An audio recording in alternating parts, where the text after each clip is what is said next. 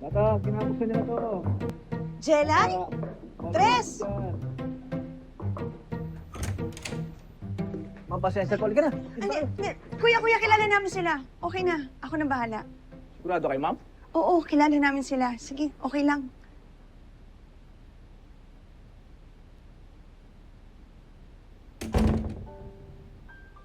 Paglaki ko, gagawa ko ng ospital. Bata lang ang pwede pumasok. Tama! Teacher Elsie! Teacher Elsie, kamusta na po kayo?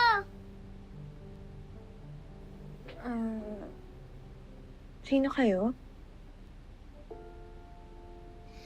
Ano pong nangyari kay Ma'am Elsie? Bakit po parang hindi na po kami kilala?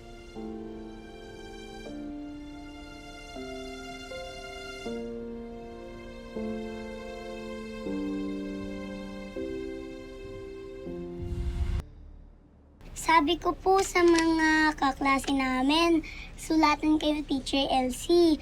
Baka bumilis po ang paggaling niyo. Salamat sa inyo, ah.